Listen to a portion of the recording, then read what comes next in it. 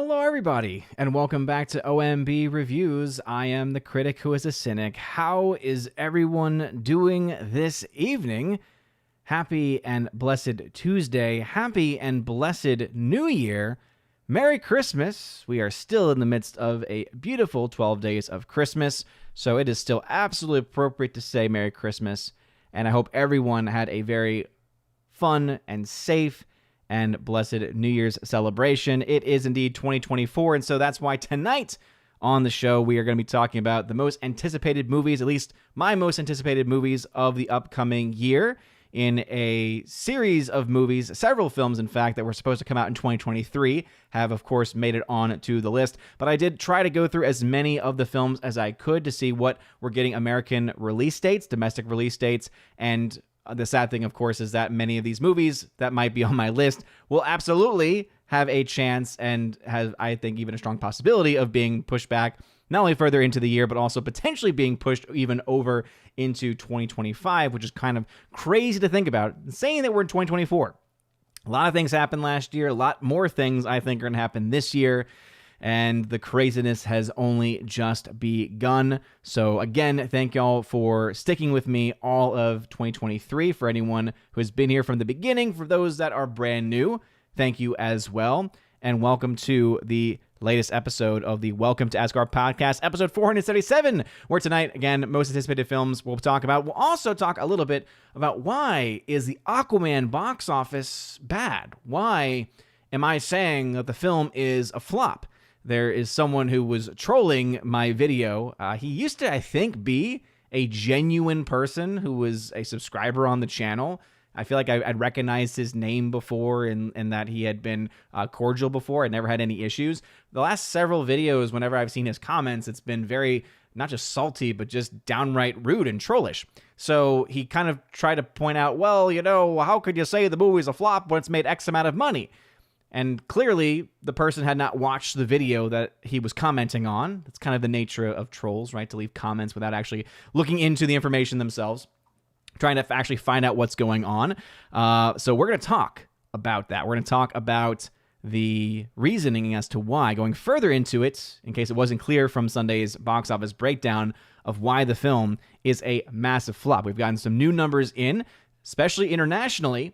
And that's ultimately going to be the Achilles heel of the film, is that even though on paper it's going to have made a lot more money by the end of its run than films like The Marvels, for instance, a lot of it's going to be because of how much money it's making, where it's making it, and what impact that's ultimately going to have on the film's bottom line. In addition, of course, to the fact that it cost way too much money. This is the Achilles heel of all of these movies. Right, of all these superhero films, of all these massive studio films, not hits, and why they are ultimately all flopping. Even so much so that the mid-tier movies, right, the mid-tier budgeted films are flopping, right? Very few films actually made money, let alone anything that costs over $100 million. It's even less films that actually made money last year. And so we'll talk about all of these things. Before going any further, though, please make sure you smash that like button, light up that fire button on Aussie, and smash the rumble button as well. We are also live streaming over on Twitter today as well. Still don't know exactly how to get the chat to be integrated, but I do have that up, and so I'll go back every now and again to see if anyone is commenting over on Twitter. So anyway, low watermark, though, getting things started off strong with 10 gifted memberships. Thank you so very much. That's 10 gifted memberships at the Army of Asgard level, which essentially is a $50 super chat. Low watermark, dude. Thank you so very much. And congratulations to all of the new members. Whitefall, Metal Raven, Emblazon64, Tamani 3905, Tomorrow Lad, Hosatako, Mike Hamilton, Nearsighted Cyclops, Roger That, and Gabrielle Hep. So welcome to the channel's memberships. If you want to see what you get with your membership, check out the community tab, and you can get access to all of the different episodes of the podcast that I do as a bonus podcast every month. Unfortunately, the last few months have not been as consistent, but I did have one for December. The amazing Michelle from Force of Light Entertainment was able to join me, and we had a very, very good discussion. We also kind of looked ahead a little bit into what was coming out in what had come out in 2023, kind of a retrospective, as it were. And so tonight, of course, we're looking ahead to what's coming out this year. But before going into that, let's say hello to the people in the chat, starting off first with the man with the orange hat, laying down the law. He is the king mod here on the channel, so make sure you follow his rules, follow his instructions. We have a very family-friendly channel here, especially in the comments section, especially in our in our chat comments. By the way, I always appreciate y'all, just want to say, for putting up with my ever-changing time start. Ever since, of course, the Lady Freya gave birth to the amazing and beautiful baby Sif, things have been a little bit more hectic here around in Asgard, and so because of that, my timing is just a little bit crazier, especially since tonight baby Thor was like, it's bat time. I'm like, okay, buddy. So again, I do appreciate y'all very much. Also, I'm going to highlight myself tonight because it's time, guys. That's the other kind of bonus subject tonight, which is it's time for the Raven Awards. That's right, the Raven Awards have begun. So right now, we have already had the vote on whether or not the categories would change. Overwhelmingly, in the upwards of 85+% of people that voted, said to keep the categories the same. And I heeded the will of the people. So if you don't like that, well, hey, you are one of the very few that has issues with the names of the categories. And so because of that, we have the same names, and I've made only one exception to that because I got a couple of people recommending one change to what is ultimately our worst film of the year name. It has traditionally always been the Kathleen Kennedy and Ryan Johnson Award in Excellence in Crap World Building, and that has always been one of my favorites, and so I've decided to add on to that one, add on to the prestige of the Worst Film of the Year award, and so now it is the Kathleen Kennedy, Ryan Johnson, and Zack Snyder Award for Excellence in Crap World Building, because if anyone knows how to just screw up world building in general, it's Zack Snyder. So that was the one change I really liked, and therefore that was the one change that actually went through. So right now, I posted the link to this earlier, and I'll try and see if I have it still saved here, if I can post it again. Nope, it is the title now. I can go ahead and get that up, though, for everybody. So I'm going to share with y'all the form. So the way it works is that there is a form you can fill out to nominate. That's where we are currently within our process. You are nominating what films you think are the best and the worst. There are other categories as well. Awards like NPC of the Year, Shill of the Year. I already have gotten some pretty great nominations for that as well. And if you are worried or concerned that you have not seen a whole lot, that's okay. You can still fill out the nomination form. There is the option in the instructions that tells you if you don't have a choice for a specific category, just put N/A, just for not applicable, not available. But I'll go ahead and post a link to that in the chat. So if you're on any of the chats, you should have gotten a link to vote there. I think the one exception would be Twitter, because I don't think that's working right now. But go ahead and fill out that form when you can. The more people that vote in this process means the better nominees we get in the actual ballot that will be put together at the end of January. We try and keep ourselves as much in line with the Oscars as we can, because ultimately the Raven Awards, if you've never had or experienced them before, it's an Oscars boycott.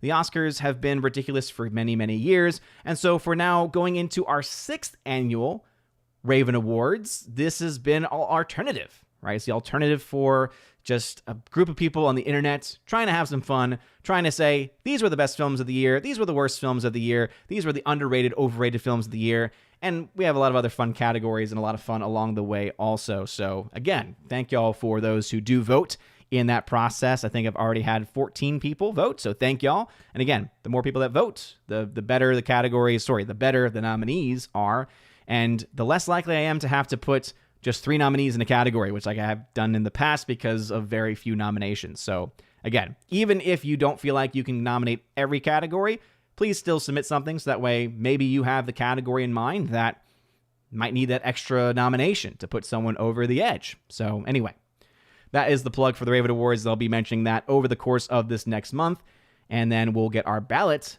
finalized by the end of the month, and then the actual voting will begin. Right now, you're just nominating. WG, however, I need to shout him out because he donated $100. That's a super chat. WG, always very generous here on OMB Reviews. Always appreciate it, man. He says, here's a down payment on your Godzilla -1 Steelbook. All the best and Happy New Year. Thank you very much, WG. The last time I checked, I didn't see one. Have they confirmed that it's going to get a 4K Steelbook release? Because if it does, I'm definitely getting it. And WG, thank you very much for helping pay the way for that one. Oh, man. Love you, man. And yeah, Godzilla -1 still one of the best films to come out last year. All right. Orange Chat Reviews still laying down the law. We got Keely Chow in the chat, 650. Also, one important note Orange Chat mentions all the time is I do fall 20 to 40 minutes behind. So if you're wondering, why hasn't he read my comment yet? It's because I fall behind. But the best way to get my attention is to put @Odin at the very beginning of your comment, @Odin, because it lets me know you're trying to get my attention, and it helps out in the trying to get through all the different chats. So thank y'all. Let's see. Keely Chow tagged to say, Hail Odin, how are you? Thor, Freya, and Baby Sif doing? Everyone doing just fine. Ambrose Chamberpot in the chat. So only to people you do like. Ambrose Chamberpot. I must have been coming into the middle of a conversation there. Joey Horn, who is a member on the channel, says, Hail Odin, hail chat, hail to you. Good sir, if you're a member on the channel, you don't have to worry about tagging. However, I do ask that you at least try to, because it does help me determine whether or not you're talking to someone else or not. We got Bruce in the chat with the pink hand. What's going on, Bruce? Welcome back. We got Master of Gaming saying hi. Hi to you. Print Screen in the chat. What's going on? Your average Patriot Nerd. Hail Odin, hail chat. Happy New Year. Listening on my drive. Well, average Patriot Nerd, please drive safely. And Happy New Year to you as well. Lady Tharp of Hastings. What's up, Lady Tharp? Welcome back. Forever Sci-Fi, who's a member, hail and Happy New Year. Happy New Year to you. We got Shorty Short, the Modern Major General of the channel. What's going on, Laura? Wayward Noodle is a member. Hail to the chat. Hail to you. Icthulu, glad to have you host. And Happy New Year's. Happy New Year's to you as well. Icthulu, and always happy to be here, especially when the schedule can work out the way that it does. Wayward Noodle, Happy New Year's to all. Happy New Year's to you as well. Thank you, thank you, thank you. Who else do we got in the chat tonight? We got Kimberly G in the chat saying, Happy New Year to everybody. A lot of Happy New Year's. Wayward Doodle says, how do I use Streamlabs or whatever again? That not YouTube payment option. Go to the video description, and it should be one of the top links in that video description. And when you click on it, you just follow those instructions. I appreciate Wayward Noodle. We got Tina B, Empress of the Universe. What's going on, Tina B? By the way, if you notice me like trying to do this every so often, it's because I actually just mounted my camera onto the wall today. It's something I've been wanting to do for forever, because I used to have it just on my computer screen. So anytime the desk would move, like literally the camera would shake too. But now my desk is shaking, but you can't tell because the camera's now mounted. But anyway, that's the reason why I'm doing that, if you're wondering. But Teen Empress of the Universe says, I can't stay, but Happy New Year. I'm most anticipating the continual death throes of Hollywood and upcoming fandom events. Woohoo. I think you mean Fathom events. Screw everything else. Happy New Year again. Bye for now. I understand, Tina. I understand. But there's definitely some things I think that we have to look forward to. Father Christopher Miller, hail to you, Father. Says here, quick hi. We have Alter Society potluck tonight and school kick off Thursday. Yeah, we go back on Thursday as well. We got meetings tomorrow. Happy New Year to you as well, Laura. We got Steven in the chat getting things started right off the bat with a question at 7:16 saying, Happy New Year and Merry Christmas. How was your New Year's? How did you spend the countdown, buddy? Pretty much sleeping. I have not really done the whole stay up and do celebrate New Year's in quite a while, especially when you get a little bit older, you have kids, and they're younger. It's really not something that you have as much energy for. So I feel like I have definitely skipped out of that the last few years. I still was up pretty late. And anyone who, again, same thing. If you're a parent, especially of youngins, you know, sometimes the only free time you get is right at night before you actually go to bed. And so that's typically when I'm looking at social media and other things like that. So sometimes I'm actually up to 11:30-ish or so. So I think I got up about to 11:30, but I was not staying up on purpose. It was not for that reason. So it was just more by happenstance that I got close enough to actually watch the clock change. But yeah, by the time it actually happened, I was asleep, happily so, because I was tired. Cthulhu says, are there anticipated movies besides Dune 2? For me, I think there are. I think that obviously that is one that is on most people's radars. I think universally we could say most people, especially in our space, probably are looking forward to Dune 2. That does not mean everybody is, but... Steven, do you plan on releasing your top worst movies of 2023 this month? I do, Steven, and I think I've mentioned this on previous streams. The reason why I delay mine is because there's films I have not seen specifically for the best of, or potentially best of, that I would like to see before making my list. I'm that kind of person where I'd rather cover most of my bases so that my list is more definitive, because sometimes when you have people, and I like the people that typically do, like Jeremy Johns is very consistent about getting his out right around Christmas time, is that oftentimes when they eventually do see films that they missed out on, they end up giving it, great scores and potentially, changes their list a little bit. And so for me, I'd rather, if I'm going to do a list, have it be more definitive. And so I tend to wait until we're, mostly through, halfway towards the end of January. And hopefully by then, any of the films, like for instance, a lot of people have given attention to films like American Fiction, which I have not had a chance to see because it's not playing anywhere. Really, it's very limited in its release, and my time is very limited. So not a very good combination of things. I'm trying to think of other films that have been on my list. People have talked a little bit about Maestro, have been on some people's top list as well. So that's another film I have interest in. Past Lives was another one that a lot of people really liked too. So again, those aren't the only ones, but those are the ones that come off the top of my head. So yeah, before I do anything as far as official lists go, I kind of have, a lot of other things to watch. Laura says, LOL, I saw that. Watch the video, dude. Yeah, seriously. It's like, bro, if you're going to come in and troll like that, at least have your information be accurate. And if it's not accurate, it's just going to give me more firepower to blow your argument apart. Because it's like, yeah, every single one of those things you just mentioned, I addressed in my video had you actually watched it, but you clearly didn't. First off, Low Watermark, thank you again for gifting those 10 gifted memberships. Appreciate it. Forever Sci-Fi as a member says, I thought we'd be okay for 2024, but then I read we'll possibly get 2 visible comets this year. The giant meteor of 2024 bumper sticker might prove true. Dang. Yeah. I mean, I think there's enough things going on in our world, and especially in our own country, if you live in the States, that could indicate things could get a little bit crazy. If it ain't going to be a giant meteor, Civil War is not too far off. Let's see. Steven, how did you like the Rock segment at Raw last night? He did look out of... He looked out of breath. Did you think he looked out of breath after the People's Elbow? Oh, he was gassed. Oh, he was absolutely gassed. So he was clearly not in any ring shape. So I think it's weird that he's calling out Roman Reigns. It's like, you're not in ring shape. And 2, I don't want you in that program. I love The Rock. I think that he's one of the greatest wrestlers of all time. And I really wish he did not go full Hollywood and...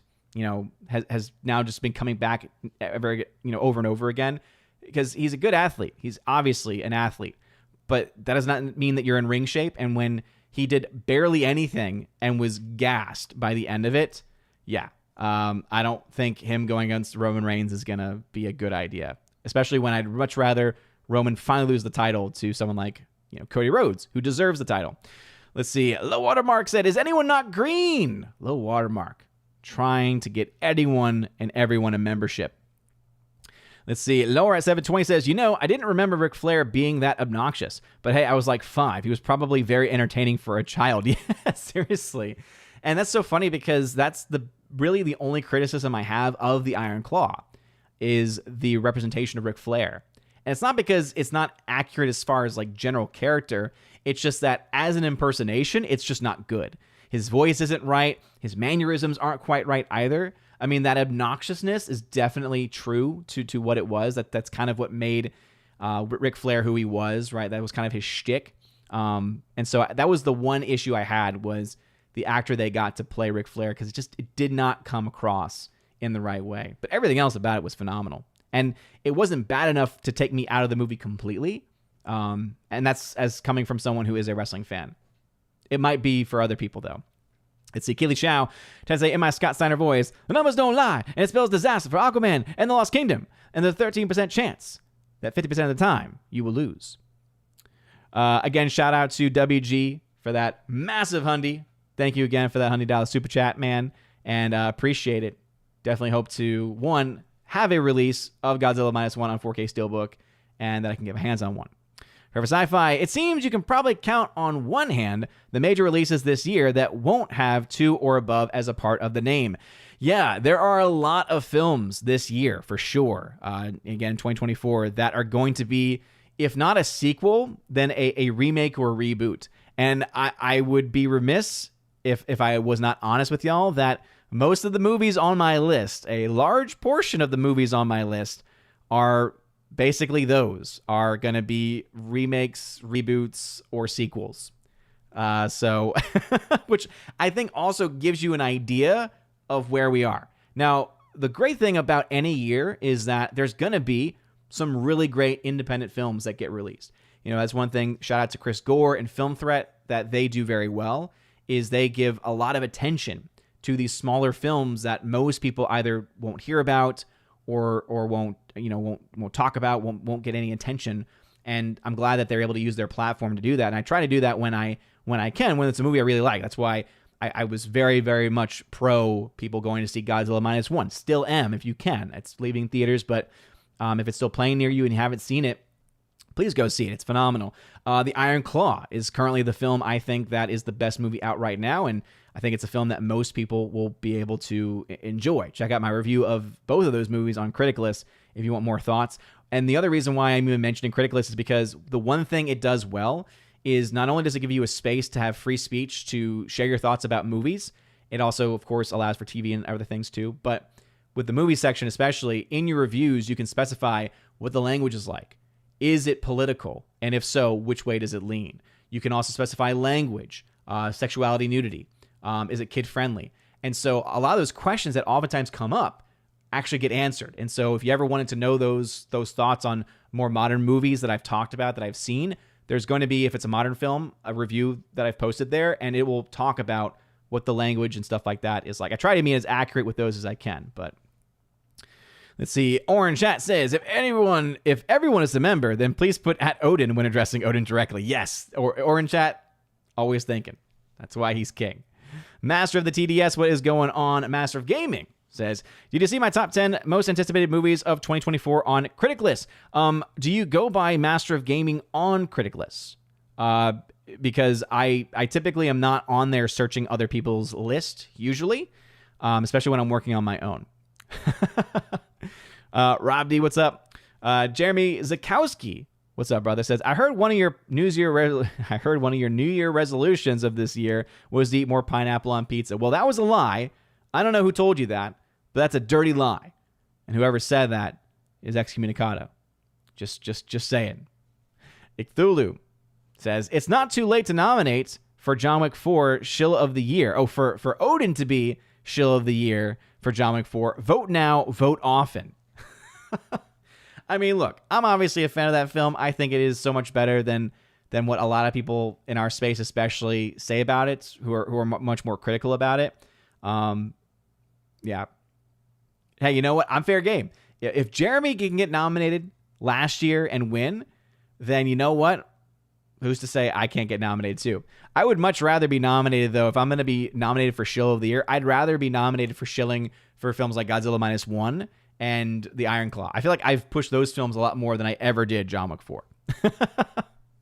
Let's see. Laura says, I can forgive you for not liking Excalibur, Dune, Blue Eye, etc., because our hate of Snyder will keep us always united.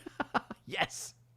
Our hatred of all things Zack Snyder. It's really not, again, even that, because there are definitely things about his filmmaking that I do think are good. I think that there are some good ideas. For me, I think Snyder would work best as a producer, someone who's behind the scenes, who's trying to, and more specifically, a creative producer. So not someone dealing with the money side of it, because I think he overspends, obviously, on stuff, but more of a creative mind.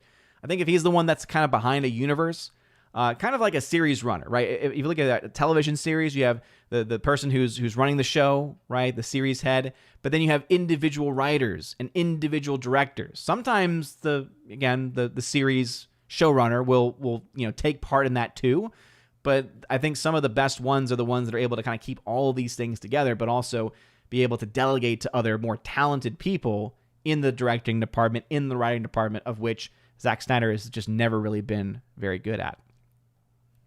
Let's see. Steven tagged to say, on a serious note, do you think the Epstein list that has the actors, directors will affect box office once released?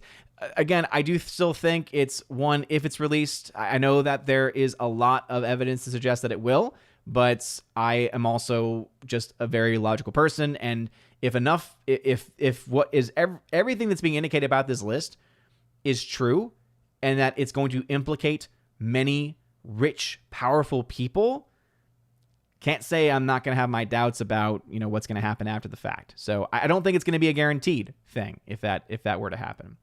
See, Great Wuda, what's going on? Welcome. Thanks for tagging. Master of Gaming, what do you think of my nominations for the Raven Awards? Again, it's anonymous. I don't collect any names or emails, so I honestly don't know what your nominations were. But anyway, Forever Sci-Fi. I want to nominate Barbie for crap world building, but it sounds like the world of Ken. It sounds like the world that Ken built was great. Yeah, you know what? There's something to that. But you have to remember, okay, but why is it great? It's because Greta Gerwig was trying to, pretend as if this was this awful, terrible, no good, very bad thing, right?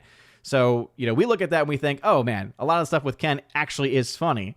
But then you were like, oh, but the way that she was writing it was not intended to be like that. Oh, okay. And then you start to say, okay, gotcha. I'm JMS. What's going on? Welcome back. I feel like it's been a while since I've seen you in the chat. Let's see. Orange Reviews says, my most anticipated are Kingdom of the Planet of the Apes, GXK. I like the Monsterverse despite the flaws. I hate you for it. Ghostbusters 4, and that is it. That's a very limited list, Orange Chat.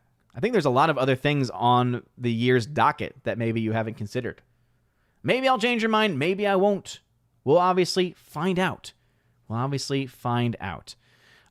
the way, Wayward Noodle, thank you very much for the $5 donations via Streamlabs. YouTube ain't getting none of that. Says, Blade is now coming out in 2025. Is there any news about this? Talent quit, writer quit, director quit. I love the first two and would love to see if they could do it justice. Don't you mean the first three? Or are you of the mindset that Blade Trinity does not actually exist? I'd be interested to hear your thoughts on that, Wayward Noodle, but thank you very much again for donating via Streamlabs. And yeah, I don't know. I honestly would be amazed if that show ever came out. Or no, it was a show and then it's a movie. I don't know. By the way, Victor Fontaine, I don't know if this showed up or not, but Victor Fontaine, thank you very much for the $10 Rumble rant saying Happy New Year, Odin. Thank you very much, Victor Fontaine. I very much appreciate that. Thank you for donating via Rumble, because again, YouTube ain't getting none of that. I'm wondering if these chats are not working properly or not. Snow Golem, I just saw your chat show up over there. I don't know if it's showing up in here for some reason. I hate when things stop working. Drives me crazy. Drives me crazy, I tell you. Drives me crazy. But thank you very much, Victor Fontaine. I do appreciate that. But I would be honestly surprised if Blade still came out. I think there's way too many things going against it for it to actually be able to come out. That's just my own personal thoughts on it. All right, so we're getting things kicked off tonight. Thank y'all again. Got through the chats there. And don't worry, I will be going back to the chats in a second. So if I did not read your comments, the last comment that I had pulled up there was Orange Hats at 7:32, 7:44 right now in real life. But I did want to get started with going into my list. So, of course, because I am who I am, I've created a list of my 15 most anticipated movies. That's right, I came up with a list of 15 films that at the very least have some interest in. That is something that has to, I think, be a very, very clear caveat at the beginning, that there are many movies on my list that I have a lot of hope for. I don't expect them necessarily to deliver, but I'm cautiously optimistic, and I have that in my notes on this list. But my list, of course, is over on Critic List. So if you want to have the actual list in front of you, if you care about that at all, you can follow me over at criticless.com. Amazing website, amazing community for anyone who's a movie fan especially. There's also obviously a community there for TV and for other properties like that, but mostly movies right now. And it's phenomenal. And I talk about it every single week. And so, of course, all of my lists for this year, I'm developing over on Critic Lists. So if you want kind of an early, bird's eye view of my thoughts on some of the best and worst of the year, you can check it out over there. No official numbers or official lists yet over there, but you can start to see kind of the early musings of that. The only official list right now I can say is my anticipated list. So let's go ahead and get started, because not my most anticipated. That'd be silly to start off with the most. My first anticipated movie of the year at the number 15 spot is Nosferatu. So for those that maybe had forgotten, Nosferatu is a film coming out from, I believe his name is Robert Eggers. He is known for doing movies like The Witch. He's also known for doing The Lighthouse. And I believe he also did The Northman as well. So he's definitely a very unique director. He is someone that I personally am not a big fan of. I don't like his style. I think he's got a little bit too much going on. In his mind, and I think sometimes it distracts away from the overall product. But starting off with Nosferatu, this is indeed a remake, right? So we think of the classic Nosferatu, a film that I've only ever seen clips of. I've never actually sat through and watched myself. So I'm interested in this. Again, there's an amazing cast attached to this movie. You of course have the amazing Willem Dafoe attached to the project, but he is clearly a director that is able to get a lot of people. So the reason why this is one of my anticipated movies of 2024 is because it's got a really good cast. And hey, if you're going to be retelling a classic story, I think someone like Robert Eggers could do it justice, at least in the eyes of some people. I'm hoping that this is the film that wins me over. So far, I've not yet had that movie. I thought The Northman had some really awesome moments in it, but ultimately it's not a film I ever really feel the need to watch again. So I'm hoping Nosferatu can be that, but as of right now, that is number 15 on my list. All right, we'll go ahead and just keep going through. And some of these you may not agree with, so I acknowledge that up front as well. Coming in the number 14 spot right now, and the bottom of my list too, really they could go in any order. I was pretty confident in my top 5, maybe upwards to 10. Top 5 for sure. But as you got further down, I'm like, yeah, I guess I could put this one here. I guess I could put that one there. The number 14 spot, though, is going to Furiosa. Yeah, this is one that I expect a lot of people in the chat especially to disagree with. But I'm going to be honest. I was a big fan of Mad Max Fury Road. However, I always add this caveat. It's not a Mad Max movie.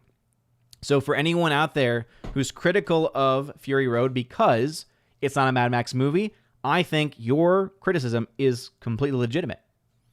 I think there's nothing wrong with your criticism, in fact.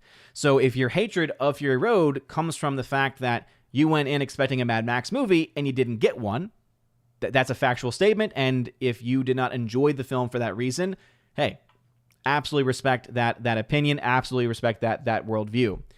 For me, though, as someone who did indeed go in expecting a Mad Max movie, I'm also that person that can enjoy a film that is well made. And to me, there's just no denying that Fury Road is just an amazing film. What they were able to do, especially in regards to those effects with the stunt coordinator and all of the different stunts that were done throughout, were just fantastic, right? And so I really enjoyed that quite a bit. Now, the film should have been named Furiosa. So technically, this film should be Furiosa 2, right? Or I guess prequel to Furiosa, because that is ultimately what this film is going to be. So add to that the fact that you have an amazing actress who is not the insane woman who played Furiosa in Mad Max Fury Road. Charlize Theron is insane, verifiably, and also a serial child abuser as well. You think I'm being exaggerating there? Just look up any story about her more recently, and you will see, oh goodness. So, yes, I'm much more happy to see Anya Taylor-Joy in that role than to see Charlize Theron in that role. I am much more supportive of Anya Taylor-Joy. She's a phenomenal actress, so I can't wait to see what she does with that role. And as you can see, I'm cautiously optimistic. Also, I misspelled that saying cautiously optimistically. I think that is absolutely the correct way to approach this movie, though. To be cautiously optimistically, for sure. All right, number 13 spot. Mickey 17 has some potential. This is, and Tina's going to love this, this is from the same director of Parasite, who also directed The Host. I was a fan of Parasite. I thought it was a great film. I also, because of that movie, went on to watch his other movies as well. What is it Boon Joon or Bon Joon Ho, something like that, I think is the director's name. I'm probably just completely butchered that. But same director of Parasite and The Host, and both I thought were just great films. He's also done some other ones like Okja, which was okay, and then Snowpiercer, which was one that there were a lot of parts of it I liked, but there were other parts of it that were kind of just a little bit too much for me. But you add to that the fact that you have Robert Pattinson in the film and a great cast. I think it has potential. So Mickey 17, as soon as I saw that list of actors and the fact that this is, of course, that same director, I'm definitely interested. So again, basing that off of previous work, if he's able to match what he did in the previous movies that have been successful, Mickey 17 could be one of those sleeper films that ends up being one of my favorites of the year. We'll have to wait and see. Number 12 spot goes to A Quiet Place Day 1. So unfortunately, this is not being written or directed by John Krasinski, though of course it's based off of the same characters that he developed for The Quiet Place. But it does have the same director and writer who did the film Pig with Nicolas Cage. Now, I did not like the film Pig, but it was specifically because of the cinematography. I hated the camera work and cinematography in Pig. There's all this shaky cam in that movie that drove me nuts, right? It honestly felt like they had gotten some random student in high school who was working on becoming a cinematographer and then cast them to be their director of photography. That's what the camera work felt like as far as that shaky cam was concerned. That being said, everything else about Pig was actually really, really cool. I really liked the different dynamics, and I thought that the director especially got a great performance out of Nicolas Cage. So the fact that he is a writer and a director on this film, you do have also a very talented cast to boot, and it is a prequel to A Quiet Place, which is a universe I actually really thoroughly enjoy. And again, you're starting to see a theme here. Okay, another prequel is on my list. But it's a universe and world that I actually enjoy quite a bit. I liked A Quiet Place Part 1. I liked A Quiet Place Part 2. And because this is going to be a different writer and director within this same universe, again, the story still being based off of the work of John Krasinski, hey, I think there's a lot of potential there. Same director as Pig, has potential, as I wrote down in my notes. The number 11 spot goes to Joker 2, or Joker Folie à Deux. I probably mispronounced that terribly. Look, first Joker film was great. First Joker film was fantastic. It's got the same director, same writer as the first one, and I am very cautiously optimistic, right? Joker 2 should be at the top of this list, right? If we had just found out today that they were making Joker 2 and that it was coming out this year, and that's all we knew about it, most people would have it at the top of their list. But people don't have it on their list at all, or don't have it at the top of their list because it was announced early on it was going to be a musical. And it just does not really make a lot of sense. When you think about the first film and you think about what they're going to try to do with it, it makes me worried. And so I'm, again, cautiously optimistic. Think that there's that potential there. If it's as good as the first one, great. However, it could also be a complete, utter trash fire as well. But still, one of my anticipated movies of the year for sure, because the first Joker was fantastic. Beetlejuice 2, coming at the number 10 spot. All right. Really want this to be good. I really, really do. All right. You have Michael Keaton coming back to play Beetlejuice. You also have rumors. I don't think it's been confirmed yet, but there were rumors that Jenna Ortega will be coming back to play the daughter of Lydia. I thought that could, of course, be a very cool dynamic. Winona Ryder is coming back to play the role of Lydia. So a lot of cool callbacks here. It is a sequel, and I think it's going to be a sequel that probably does not live up to the hype. Probably does not live up to what it should be. It's a film that should have happened many, many years ago. But I do love me some Michael Keaton. Seeing what Michael Keaton did, even though The Flash was a garbage movie, Brian at the Popcast, I love you, brother, but no, The Flash was garbage. Beetlejuice 2, Michael Keaton. Keaton brought it in Batman, right? Keaton brought it as Batman in The Flash. And he was the only thing that was worth watching at any moment in that film. And so if he gives the same kind of effort into bringing back that role of Beetlejuice, it could be good. I want it to be good. Do I think it is? I don't. I think it's going to be a trash fire. But hey, Michael Keaton, I'm interested. The next movie is the number 9 spot, and that is a film that's called If.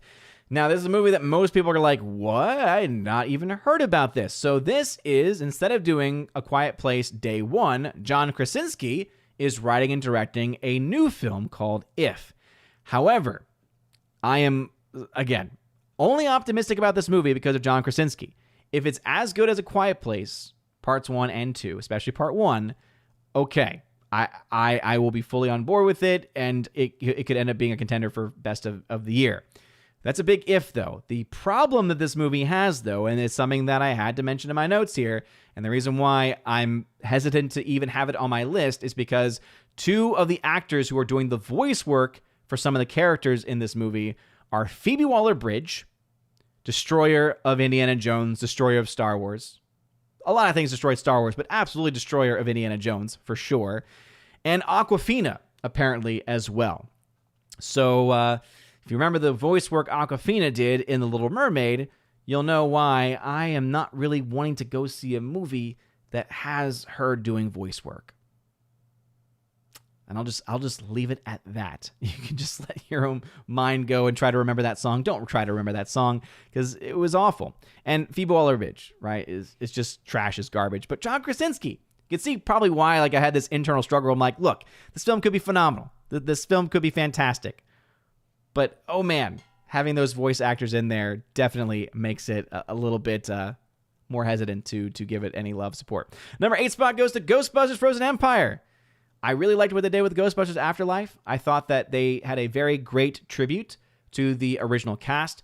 It's what a sequel should be, right? Where you are obviously building up new characters, but you're not tearing down the old ones to do so, right? And it had flaws to it. It's not a perfect movie, but I think it was able to do enough to still be fun, and most people were able to enjoy it. It does have objective flaws, which is why I do understand why some people don't enjoy it, but because of the reasons that I mentioned, and because I, again, was one of those persons that did very much enjoy Afterlife, Frozen Empire, I think, has a lot of potential. The early trailers for it definitely look interesting. So as long as they're able to deliver, then I think it could be good. The number 7 spot is one I had no idea was in existence. And when as soon as I saw it on the list of movies coming out, I thought, oh boy, this thing could be fantastic. It could be terrible, but it could be fantastic. It's called Horizon, an American Saga Chapter 1. So apparently Chapter 1 and 2 are getting released next year, so at different times. But this is going to be a brand new movie from Kevin Costner, starring, directed by, and I think even written by Kevin Costner. So summer 2024, right, summer of this year, if you are a fan of Westerns, if you are a fan of Kevin Costner, hey, you probably didn't even know that this was coming out. I'm here to tell you that it is, and I think the poster already makes me like, hey, I might like this if it's good. I hope that it is. And if Chapter 1's good, then maybe I'll be able to watch Chapter 2 when that film comes out also. But yeah, a film I did not expect to be on my list at all, but when I saw Kevin Costner's name, I'm like, let me find out more about this. Wait, he's directing it? What? Anyway, Horizon, number 7 spot there. Number 6 spot goes to Lord of the Rings, The War of the Rohirrim. I think a lot of people are looking forward to this, Lord of the Rings fans. This is an anime inspired by Lord of the Rings. So I don't really know a whole lot about what the story is going to be. I kind of like not knowing a whole lot about it. I think this is coming out towards the end of 2024. So yeah, I'm looking forward to that. Number 5 spot goes to The Fall Guy. Really fun trailer. And that's really all that I can say. It's on my list because the trailer is fun. It's got a really great cast. It could be complete trash for all I know. But you know what? If it's as good as the trailer, then I think we'll have a good time. Number 4 spot, obviously, some of these should start to be a little bit more obvious. Deadpool 3. I like the first Deadpool. Deadpool 2 is definitely not nearly as good as the first one, in my opinion, at least. I think Deadpool 3, though, because you do have Hugh Jackman coming back as Wolverine, which I never thought was going to happen, right? Logan was supposed to be the end, so that might sour some people, but the fact that he's coming back in a Deadpool movie, I think makes up for that a bit, and I can't wait to see the chemistry between Hugh Jackman and and Ryan Reynolds on screen. I think that it could be magical and mystical as well. Shout out to John Flickinger for that. But Deadpool 3, definitely think there's a lot of potential there for that movie. All right, here are my top 3 most anticipated movies of the year. So again, some of these should be of no surprise. And there might be one missing on here that people did not know. But I think it's because, if you remember, one movie got pushed back to 2025. And so that's why it's not on the list. Or at least last I heard, it got pushed back to 2025. And I'll mention that in a second. But anyway, our top 3 most anticipated movies of 2024 are number 3, Cabrini. This is a film about St. Frances Xavier Cabrini. She is a Catholic saint, and she is a patroness of teachers. That's kind of what she was known for, was for bringing about the education of the poor in our country. And this is coming from the same director of Sound of Freedom. So not only is it being distributed by Angel Studios, who distributed Sound of Freedom. In this case, they're actually producing it, right? So for those that forget, right, in the case of Sound of Freedom, that had been a movie already made that was then put on ice and then was kept on ice by Disney and then sold to Angel Studios. And Angel Studios then distributed it, and of course it became this summer phenomenon movie, dealing with the evils and the reality of human trafficking, specifically of child trafficking. Cabrini is going to be an interesting film because it's going to be a Catholic film. It's going to be a Catholic film dealing with a Catholic saint. And the reason why I'm especially excited for this movie is if you look at the poster, notice, coming International Women's Day, March 8th. And the reason why that's so important is because when we think about Women's Day, International Women's Day, right? This is a day that's been put forward by progressive. This has been a day that's been put forward by crazy Marxists, right? Who are pushing crazy political agendas. So for a movie by the same director of Sound of Freedom, that's already going to get a lot of people's attention. From the same studio of Sound of Freedom, again, also going to get people's attention. Having that combination especially. We've seen other releases from Angel Studios that have not done as well. Right? After Death did great for documentary, but then The Shift really did not live up, I think, to what the potential of the film really should have been based off of how interesting the premise was, right? I have not seen the film itself, but it looked very interesting, to say the least. This, though, is going to have that 1-2 punch of the same director and also that same studio as well. The fact that this movie, though, coming out International Women's Day, I think is so important because normally, what is the kind of film that would be pushed on a day like that? It would be some crazy feminist propaganda. It would be Barbie, for instance, right? But this one is about a woman who gives up, right? Gives up her life to be devoted, not just to the teachings of Christ, but also gives up all to serve others. And that, I think, is a message that we need now more than ever, not just for women, but for all people. And so I think it's very appropriate. I think that this is kind of one of those like nod, wink, wink, like, yeah, we did that, right? We could have put this film out earlier, but we thought, you know what? How about we show what a real strong woman looks like? And based off of the footage, apparently, that some people have seen of this movie, they're like, yeah, it's good. So one of my most anticipated films absolutely is going to be Cabrini, coming out in 2024. All right, the number 2 spot goes to Ballerina. That's right.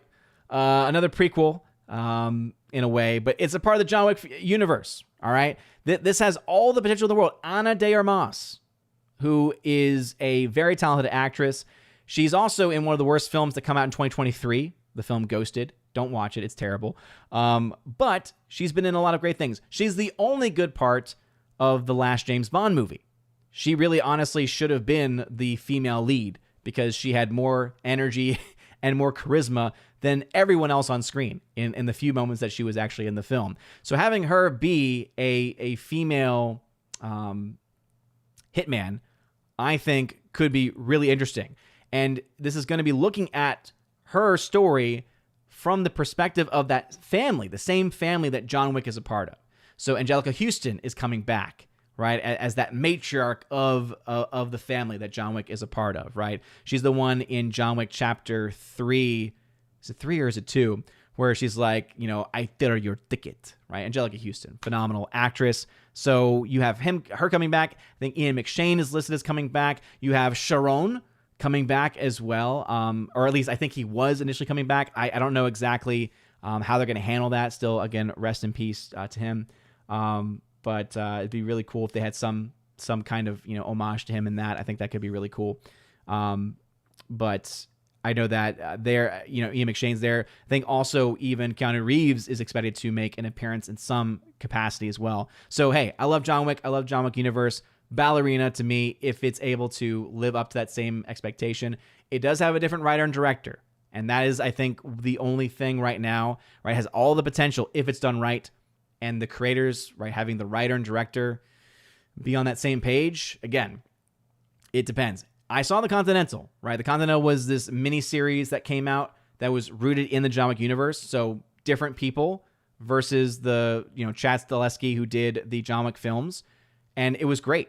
So clearly other people can take the characters and take the world from John Wick and do a lot with it. So I think Ballerina has a lot of potential here to be a great film. It's also a film I would not be surprised that if it got pushed back to 2025. Maybe even the course of me talking about these movies, some of these films have already been pushed back. All right, but Ballerina, my number 2 film of the year as far as being most anticipated. And my final film, my most anticipated movie of 2024, should therefore now become as no surprise to anyone, and that is Dune Part 2. All right, I like Dune Part 1. It felt incomplete. They ended it in a weird spot. But the trailers that we've seen for Dune Part 2, it's been delayed. Everything about this film, though, looks phenomenal. And all of y'all know, I am a huge fan of Denis Villeneuve. I think he's a phenomenal director. There's not yet a movie he's made that I have not liked. There's movies that I've not liked as much, but there's not any movie he's made that I have said, I hate this movie. He's a very talented and creative and just brilliant mind behind the camera. He's able to bring about these beautiful worlds. He doesn't over-direct, meaning he does not make 1,000 movies every 2 years. He is very selective with his projects, and I appreciate. He's one of the few working directors today that I really respect a lot, and I can't wait to see what he's able to do with this movie. And if it's anything like the first one and is able to not just build upon but expand it as well, all right, count me in. So can't wait for this one. I think this one is earlier in the year. I don't think this one, is it summer or is it earlier than that? I thought it was earlier. I thought it was like March or something, but I could be wrong. But anyway, those are my top movies of 2024 as far as my most anticipated list. What are some of y'all's? I'm sure many of y'all have been giving y'all's comments as I went through that. Let's go ahead and dive into said comments and move things along. So Lady Tharp of Hastings at 732 said, I'm looking forward to Dune. Hey, I'm right there with you. Kevin Wang said, which studios made the most in 2023? Not really going into that right now. So as far as actual net profits are concerned, I can tell you right now the biggest loser is Disney. I believe the biggest winner is going to be something like, let me just say the 2 best performing studios, as far as the big studios are concerned, are Universal and Sony. And the worst performing studios are Disney by far, and then Warner Brothers. However, there's also some other studios that did very, very poorly. We'll talk about that another time. There's the comment from Odyssey. Glad to see that is working. Hail Odin from Snowgom. Awesome. Raxus, what's going on, brother? Forever Sci-Fi. If you want to troll Odin tonight, then put the Taylor Swift movie in as best low-budget movie of the year. How dare you, Forever Sci-Fi? You know what? If you push more people to nominate things, though, I would appreciate it. Oh, yeah, Hardwick in the chat. What's going on? I finally got to see Godzilla -1. It's great, the best since 1954. However, I despise the neck thing at the end. It would be perfect if that and the ocean shot afterward were cut. I very much disagree. Because the neck thing adds that level of drama. And it's something that a lot of people missed. A lot of people did not catch it. But I think, no, it I think is able to add to the tragedy that this story is, right? It is a tragedy, right? And so I think that was a very important moment because it just adds to that. And also, I think, because I don't think they have any plans of making any direct sequel to this movie, it leaves it in that open-ended world where it's like, oh gosh, that means that this is happening or this is going to happen or this likely will happen, but what's the timeline on that? I don't know. So yeah, I would disagree, Hardwick. I think that was a beautiful moment and just added to that level of tragedy that the film ultimately is. And I'm blanking on the ocean shot right now, so I don't know exactly which one. Let's see. Icthulu says Godzilla was brilliant, nearly perfect. Shilling is deserved, so we get more of that. Ah, I see. Steven says, now that Steamboat Willie is in the public domain, will you see the horror film Mickey Mouse Trap? No, I will not. I did not see the Winnie the Pooh, Blood and Honey. It's just not my. It's not my forte. That's just not the kind of movie I like. But I will say I appreciate the fact that they're making it. The fact that the trailer got dropped today, or the news for it got dropped either yesterday or today, is just great. It's just great. Let's see. Wayward Noodle says, no, just the first two. 3 was fine. I just hate when they feel the need to give the main character a supporting cast. Oh, gotcha. That's referencing the super chat from earlier. Yeah. And now that I go back to it, yeah, I love the first two. I see what you mean by that. Yeah. So yeah, I thought that I liked the first one a lot. The second one, I will be honest, I am not a fan of. Blade 2, not as big of a fan of. I don't like the way it was made. The way in which the film is shot is too much like a fever dream. And I don't think it works well. It was very distracting. And I actually prefer Blade Trinity. It's not a good movie, but I prefer the filmmaking of Blade Trinity versus that of Blade 2. Victor Fontaine on Rumble says, yeah, I'm done giving my money to Google, YouTube. No more super chats, all Rumble rants from now on. Hey, thank you very much, man. Appreciate that. Forever Sci-Fi says, I'm debating between J.K. Simmons and Sean Bean for Lifetime Achievement. J.K. is great, but Sean has made a living from getting out of work early. That is to be admired. Hey, whichever one you decide to go with, both would be fantastic nominees for that category. See, Master of Gaming says, my most anticipated films are The First Omen, Beekeeper, Argyle, Kung Fu Panda 4, Cabrini, Imaginary, Ghostbusters Frozen Empire, Borderlands, Sonic 3, Hellboy, The Crooked Man. I mean, First Omen's not my thing, so I don't really care for that. Beekeeper looks like it could be fun, but it's got too many... I have seen more bad Jason Statham films than good ones. So that's why I'm like, yeah, it could have made it onto like that top, maybe if I made it a top 20 anticipated, but there were too many ifs with that one. Argyle is the same. I, again, really do enjoy the fact that you have Henry Cavill in the film, but I remember I was actually looking into, oh yeah, so this was something too. I don't think anyone's talking about this. All right. So a lot of people are excited for Argyle, right? And let me go ahead and pull this up on the screen actually, right? Because this is what a lot of people, right, have this on their list of films that they're excited for. But I will tell you right now, the reason why anyone who has any interest in this film should be very concerned is look who the writer of this movie is, right? Matthew Vaughn, okay, director of some great films. The writer is what, Jason Fuchs is, I guess how you pronounce his last name. But you know what he's written? Ice Age, Continental Drift, Pan from 2015, Wonder Woman 2017. So not a very strong writer. Not a very strong writer. A lot of things to, I think, be concerned about, right? So again, he did Ice Age Continental Drift, he did Pan, Wonder Woman, I Still See You, and now Argyle. So let's just say I've got some concerns about that. Got some concerns about that. Harvey says Patrick H. Williams made a fascinating video that provides a lot of insight into Dwayne Johnson's career and why he has made the choices that he has. I had no idea about a lot of it. Well, the thing with any of those lists is that you can only really gauge so much and guess so much because, let's just be honest, a lot of it is probably motivated by money, even if they say otherwise. You know? Like, the kinds of decisions that are being made, the way that they're being made, I don't see how it can really be much of anything else, to be perfectly honest. Let's see, Ambrose Chamberbot says, any Snyderverse on the list? Heck no. Why in the world would that ever be the case? Ambrose, I assume there's dialogue in the version of Nosferatu. Yes, I don't think they're going to do I don't think, and I doubt that they're going to be doing that. Anything like that. Orange Chat says, Nosferatu added to my anticipated movies. As I said, there's actually a lot more movies coming out. All right, I typically go to the 2024, whatever the year is, in film list on places like Wikipedia and go to the American releases.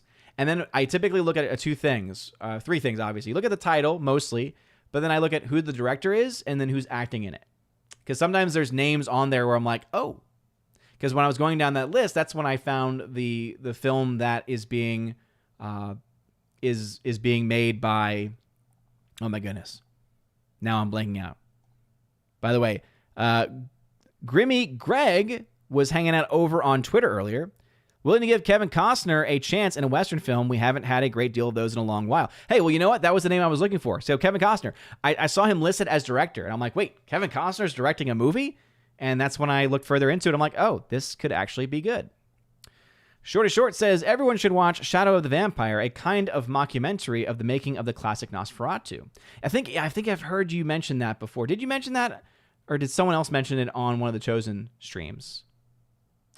Viking Beach Bum, Mission Impossible 6 was my movie of the year. Yeah, same here. Are you talking about for your favorite movie of the year? Wait a minute. Is that the number that we're on right now?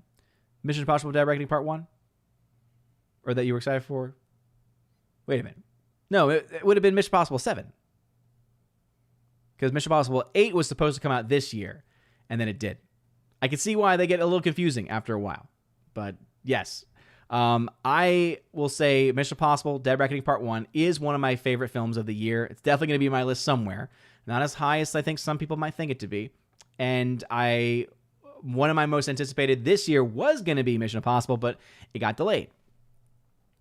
Let's see. Laura trying to say stars John Malkovich and Willem Dafoe. Oh, are you talking about Nosferatu, I think. Yeah. Forever Sci-Fi, who is a member, says Furiosa, a Max May saga. Yeah, again, I totally get why people would not be interested in that for sure. See, Snow Golem over on Odyssey says, wait, you've never seen the original version? Tisk tisk. I've got it in my black and white movie monster tattoo sock on my left leg, looking to finish the upper half of the leg sleeve someday. Cool. Yeah, I mean, it's a film I know I need to see at some point. Harwick says, I'm still disappointed that Robert Eggers didn't cast Willem Dafoe as Count Orlok in Nosferatu. It would essentially have been him reprising his Shadow of the Vampire role. Yeah, but maybe that's the reason why. Because sometimes, directors will have certain people in mind for certain parts, but there's other times where actors have a say. Like, one of my favorite stories, in regards to one of my favorite actors of all time, Heath Ledger. I know some people think that's a weird choice for favorite actor of all time, but let's just say I've seen pretty much everything he's been in, and it's some of the best acting that I've really ever seen. Like, just the amount of work he puts into his roles. There's a phenomenal movie. It's a hard watch. I would never recommend it because it's a very difficult watch, called Candy. And he plays essentially someone who is a drug addict. And it's about him and a woman who are in love, but they're in love with drugs too. And it just deals with all the different problems that can arise from that kind of. And there's one scene I will just say has, let's just say there's a baby. And it is probably one of the toughest scenes I've ever had to watch. And a lot of it was because of what Heath Ledger brought to the performance of that moment. But I mentioned that to say, when he took on the role in The Brothers Grimm, I think was initially being considered for the role of like the heartthrob brother. And he specifically said, no, I don't want that. I want to be the nerdy sidekick brother instead. And so sure enough, he was able to have some, and he did a great job with it. Film is, I think, hit and miss here and there, but his performance in that film was great. And he showed his range, I think, by being like, I don't want to be typecasted. I want to act against type because that's actually going to be a challenge. And he did a great job. Bruce, who's a member, says, I like the movies Anya Taylor-Joy has been in and love her. Yeah, I know. She's been great in pretty much everything that she's done.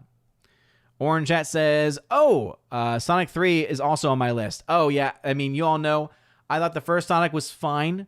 I supported that one because of the fact that, Jeffrey Fowler, the director, listen to the fans, listen to the audience who had a lot of concerns because of the way in which it was, in which the character was designed, and it was a horror show in that first trailer. We all remember that, right? And so he deserved the support. The second movie to me was just not good. And I know there's a lot of people in the chat who like it. I did not. So I do not really care at all for Sonic 3 personally.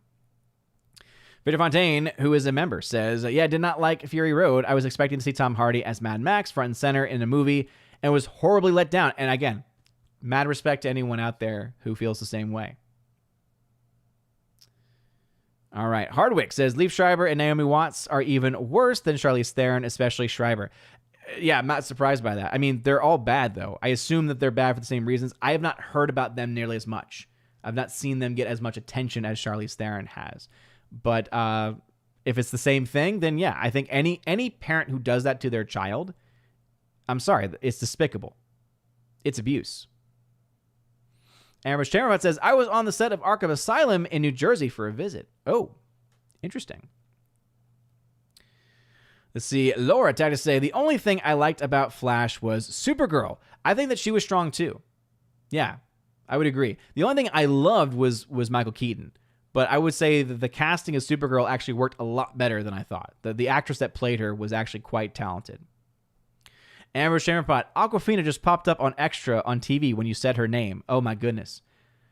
Oh my goodness. It's reminding me of that moment when Mr. Peabody, shout out to him. I don't know where he's been. He's not really been in the chats as often the last like couple years, I feel. But I remember there were times when we would do like a movie watch party and the film the next week would be playing in Australia somewhere. Like it was like, oh, interesting. For her, I feel like it would be more of a, oh, she's heard her name mentioned, and so therefore she must pop up. Victor Fontaine at 759 says, what worries me about Frozen Empire is how fast it was thrown together. Hope it's good. I think that's a fair concern.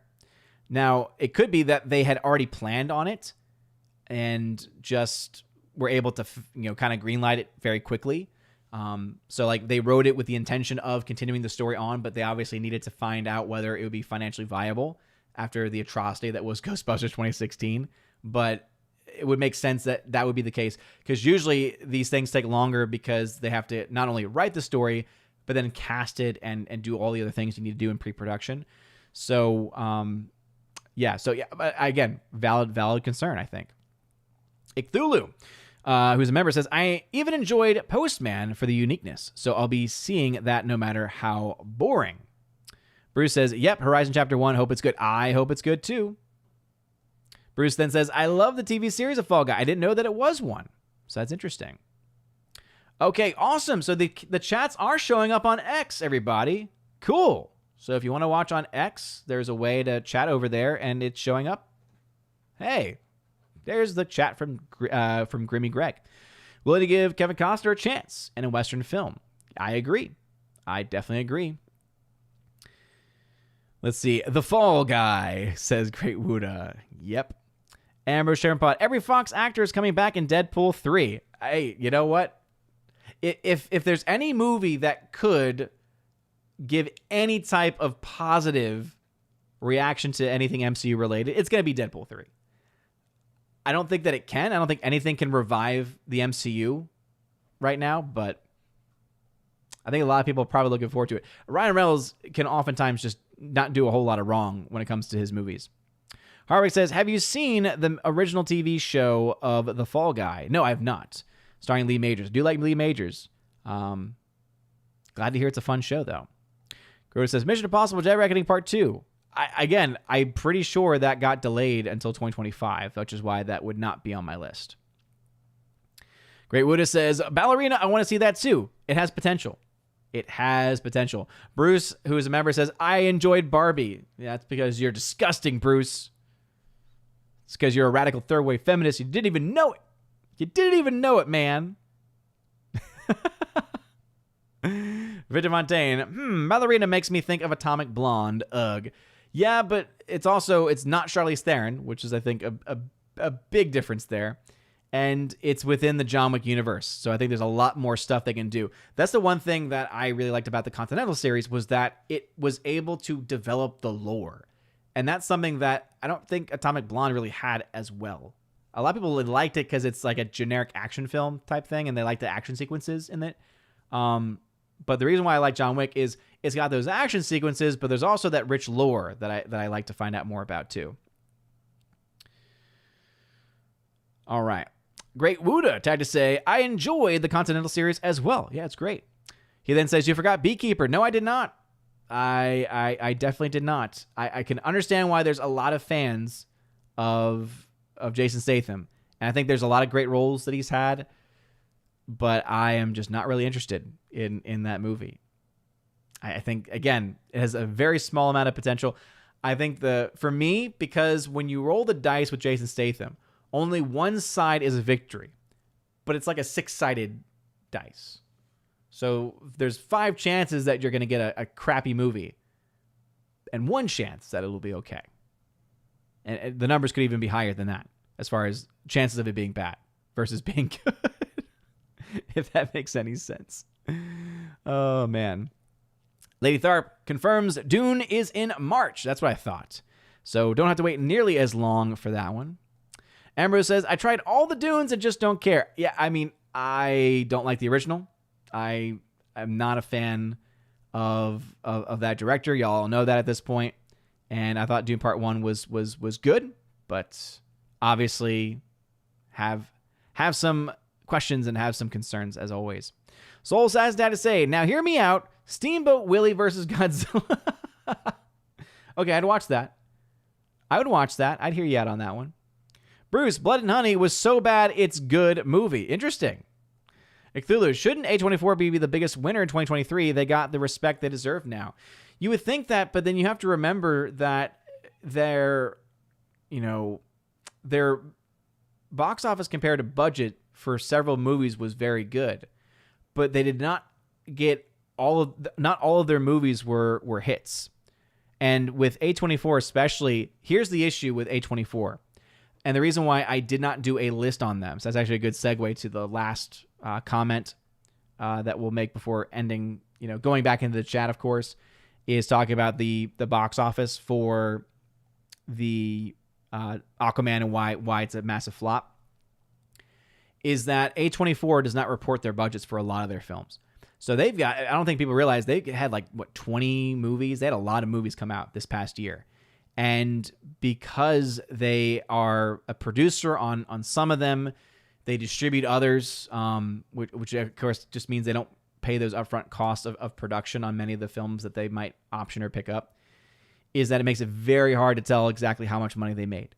So that's why I did not do any charting for A24, because it was a hodgepodge of just so many movies that they made, so many movies that just did not have any budgets for them. And there were a couple that made money, a couple of them that didn't make money. And so I don't think, so even if we took those things into account, I wouldn't say that they're the biggest winner by any means. Laura says, how much money do I have to pay YouTube to not have ads pop up during my live stream? Do you have YouTube Premium? I think that's, unfortunately, I think that's the only way now for that to be the case. Let's see. Demonic Rebellion tried to say, Blade Trinity was poorly written, but well shot. Blade 2 was well written, but better written, but poorly shot. Yeah, I think that's probably a best thing. Harvey says, the fact that the next thing adds to the tragedy is exactly why I didn't like it. The characters went through so much already that any more is overkill. You would think that, but it's so subtle. That's the reason why I think, it's not meant to be a helpful movie. It's meant to be a tragedy. So it's appropriate to it. It's appropriate to the genre of movie that it is. And it actually kind of adds to the fact that it's not it's not the kind of ending that you would expect, right? The way that they're presenting it, you're thinking, oh, it's going to be that happy-go-lucky ending. And it's actually, it's not. It's real life, dude. That's the other thing. It's Godzilla, but it's such a grounded movie within the universe that it establishes. And I think that's such an important thing to have in film, is that, no, everything's not just going to magically work out, right? There's pain and suffering in this life, and I think it's important to sometimes have that as a reminder. Jeremy Zakowski, no, I did not forget that one. Screw the Monsterverse. Those movies suck, and if you're excited for that movie, okay, great for you. Not this guy. Godzilla -1, that's a Godzilla movie. Monsterverse stuff, garbage. Laura says, Argyle looks stupid. Yeah, I just don't have a lot of interest in it. Heartbreak Rage, fingers crossed on Dune 2, Deadpool 3, Ballerina. Also looking forward to Argyle and Lord of the Rings, War of the Rohirrim. Agree with all of those except for Argyle. Hardwick, I've said ever since the first trailer for Argyle, it looks like it could be pulling a bait and switch in several different ways. Based off of the person writing it, it wouldn't surprise me if that was the case. Wayward Doodle, when Hollywood says it's not about the money, it's 100% about the money. Absolutely agree, Wayward Noodle. Absolutely agree. For sure. All right, let's head now into talking about the box office before we finish up with the chat tonight during the last 10 minutes or so that we got. So, as I mentioned earlier in the stream, someone decided to come in and troll. Someone who I think used to be a member of the community, but now is just trolling for some reason. Saying, well, how can you say Aquaman is a flop, right? It's only been out for a couple weeks. It made $270 million in the first 10 plus days of its release. Isn't that good? Well, again, if the movie's budget was only $100 million or less, maybe. But that's not the case with this movie. So let's talk about it. So for anyone who may have missed it, I think I've talked about this a little bit on the box office breakdown, but it is important for us to kind of just recognize the numbers and why they matter, right? So here's the thing. Aquaman Lost Kingdom, right? It cost over $200 million production budget. Based off of typical standards, most movies, you have to add another roughly 1.5 times, right? The end number you typically get for total spend, meaning production budget and marketing, is the budget times 1.5. Because on a $200 million movie, usually the spend is $100 million on the actual marketing. We've obviously seen the case with many Disney movies and Warner Brothers that they spend well over that amount on marketing, especially because many of them have been in desperation of trying to get as many people to see their films, and it just hasn't paid off for them at all. But still, you're talking about a rough, total spend on that movie of Aquaman of over $300 million when you add in just production budget and marketing. So probably somewhere between $300 and $400 million would be a good estimate of how much the studio spent on that movie. So that's the first factor that you have to deal with this movie. So even with just that, $300 to $400 million production budget, making $270 seems like, okay, that sounds okay compared to that lower number of $300 million. But then you got to remember something else. The studio does not get 100% of their receipts. They split it with the various theaters that get it. And that is, again, talking domestically. Internationally, they do the same, but internationally, they also have to deal with sometimes foreign governments, which is why their return on investment, their ROI, is a lot lower internationally, and especially in places like communist China. And so when you take those things into account, the total box office is right now indeed around $270 million worldwide for Aquaman 2. But how does that actually break down realistically? Of that 270, only 81 million is coming from the domestic market. Usually studios are going to be taking somewhere between 65% of that number, right? 50 to 60% is sometimes the number that people give. Different people will give you different numbers there.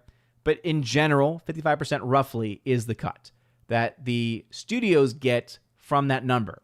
So $81 million, they don't get 100% of that. They get about 55% from the domestic market, right? Then you look into the fact that of that 270, 140 million of that is coming from other international markets that are not China.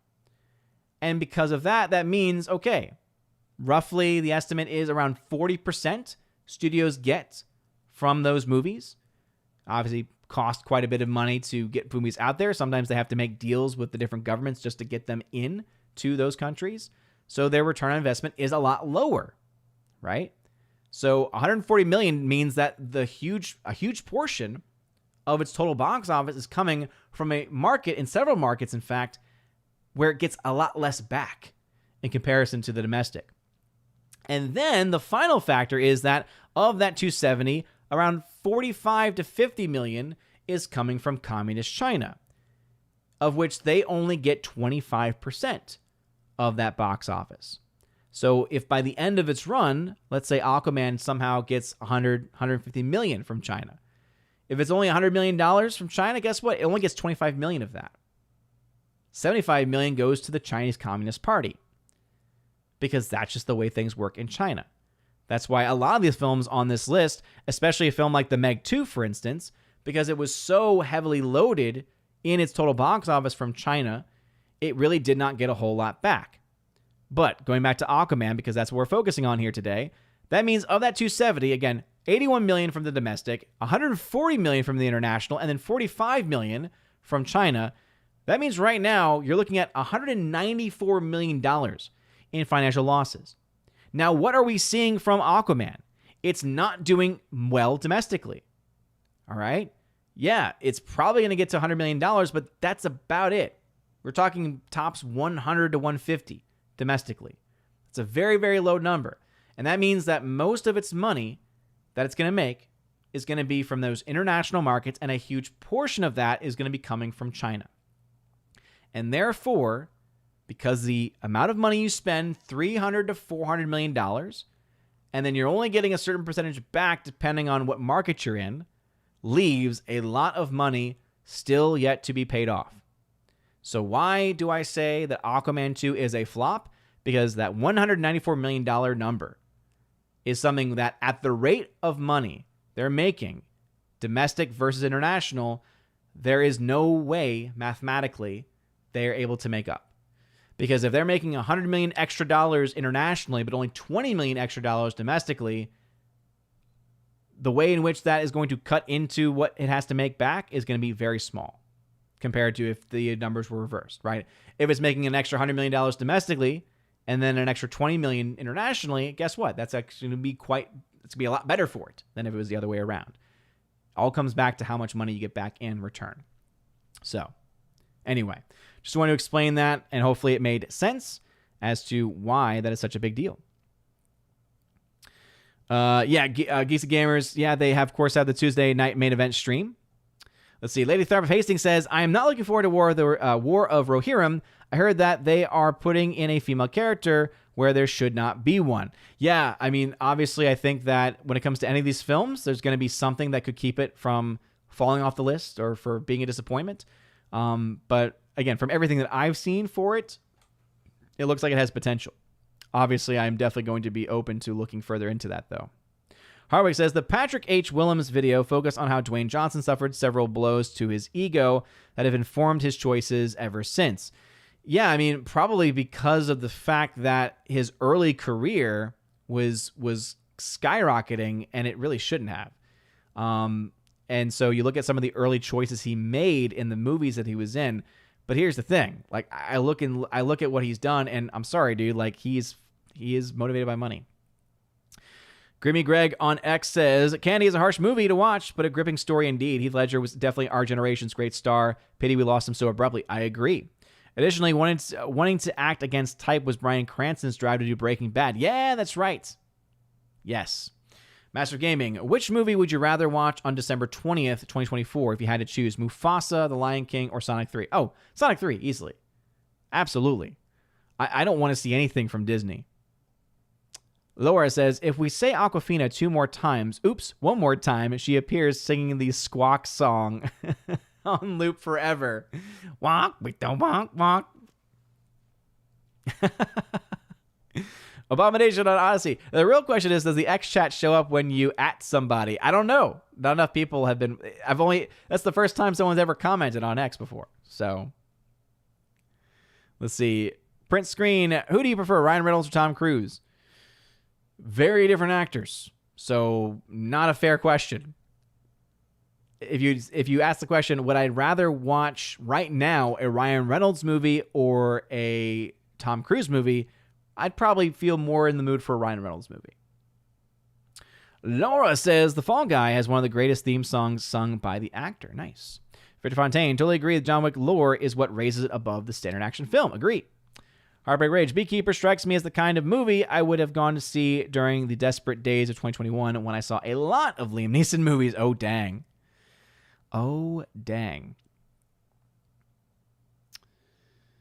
All right. We are wrapping things up here tonight, everybody. Carl Jacobs, what's going on? Abomination on Odyssey says, Aquaman just needed to push more climate change messaging. That would have saved it.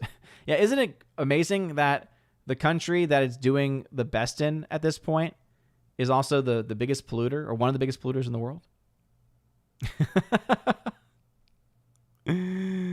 I marked safe from watching Watermans 2. Oh, man. Let's see. All right, let's see. Vidivate says, nice. O's box office tracking spreadsheet has evolved to factor in lower cuts from the international box office revenue. Not complete charts. No. These are the individual charts for the studios. So that's why, as of right now, Warner Brothers is around $450 million in financial losses for last year, with $331 million of that coming from The Flash. And that's also that's assuming a 100% take on the profits of Barbie, of which we know they don't get. They get about a 50-50 split with Mattel on those profits, I believe. Tina says, I got caught up watching Queen sing Bohemian Rhapsody. You can start now. We're actually wrapping things up now, Tina, but thank you for being here. Ryan Reynolds all the way. Again, I definitely understand that. Abomination says, well, a Tom Cruise movie could be Tropic Thunder, which is a hard choice to make. Yeah, that is true. Keely Chow, Laura, if you say Henry Cavill 3 times, Anna will show. Let's see. Gary Banjo said with Worthington, what's up, brother? I've been waiting for you, man.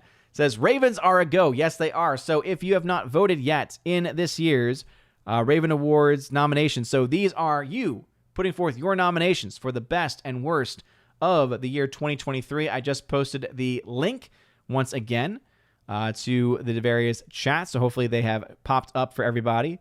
And if not, you can find it posted on the different social platforms. So anyway, tonight I talked about my most anticipated films of 2024. Just to recap the top 3, Dune Part 2 is my most anticipated.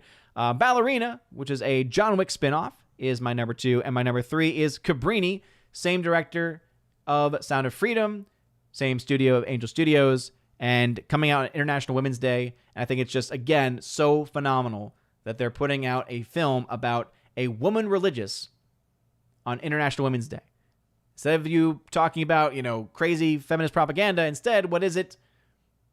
It is talking about a woman who is literally giving up everything for God, giving up everything to help the poor, because that is what real strength is, not whatever Barbie has to say about it. So, anyway, with all that being said, thank you all very much for watching tonight. This has been a fun show.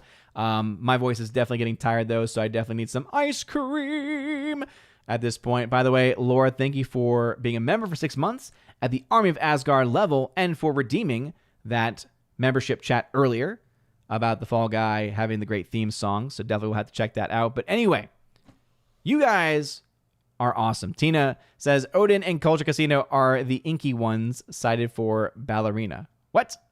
I don't even know what you're trying to say there. I don't even know what the intention of that comment was.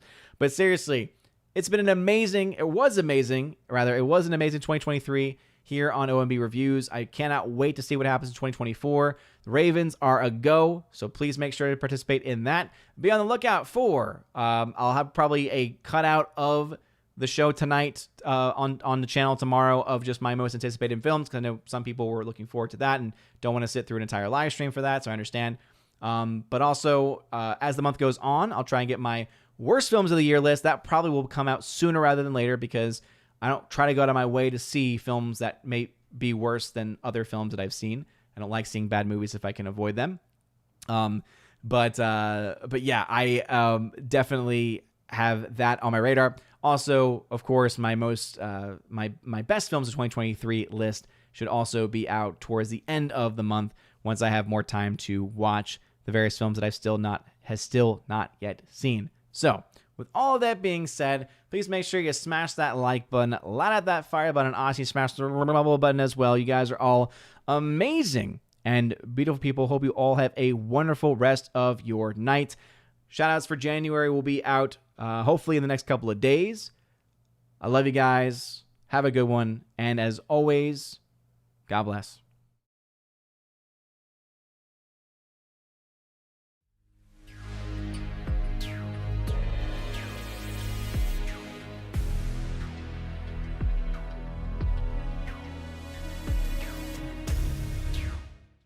And now for a special shout out to all of my Chosen of Valhalla members for the month of November, starting off with Father Luca Illich, Rosetta Allen, check out her YouTube channel, the name Eagle Rider. Miss Martin Muses, check out her YouTube channel by the same name. Matt317, check out his Twitch channel. Laura, the Modern Major General Story, sorry, I didn't have enough spirit fingers there. Mr. Roy and ZK-Man, who you can check out over at xtheboundaries.co. If you want your name shouted out at the end of every live stream and video, check out the top link in the video description below. You get access to things like the giveaways channel, a podcast that I try to do every single month with a bunch of other awesome YouTubers, and a plethora of other content. So go ahead and check that out if you want more. You guys are all amazing and beautiful people. Hope you have a wonderful rest of your day. And as always, God bless.